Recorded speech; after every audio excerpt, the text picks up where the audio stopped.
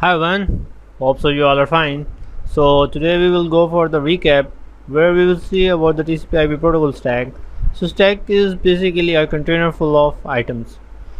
So let's imagine we have a container of TCP/IP protocol. So the topmost protocol here is the application level protocol. As you are seeing, this is the application level protocol.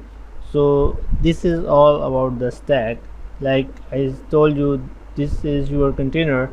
So as you are seeing, these are the SMTP, FTP, HTTP, SN, MP and the DNS, these protocols. Their purpose is to contain the communication protocols and interface methods used in process-to-process communication across the internet protocol.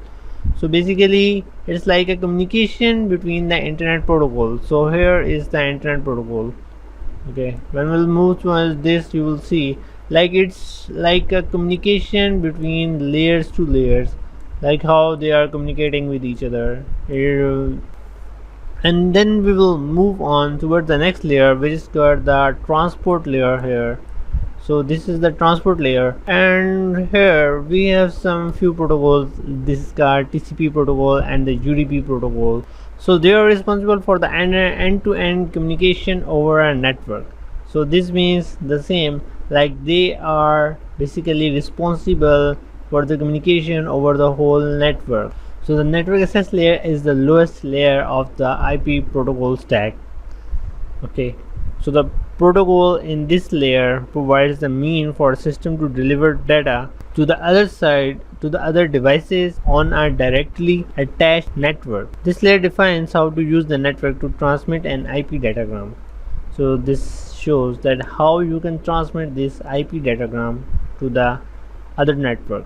So the last or the bottommost layer is the data link layer, which we call the link layer or the data link layer. It's up to you, whatever you say.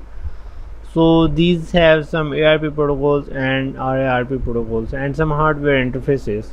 So this means, so this layer is responsible for physical, means hardware addressing, framing, media access control and CRC error detection. So Ethernet protocol is a standard for LAN switching and all data center connectivity.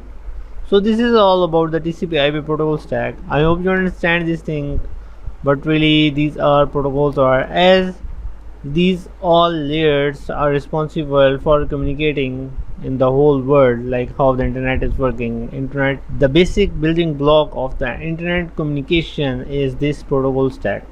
So you must know about each and everything. So we'll see what really these things are, and so let's meet you in next lecture.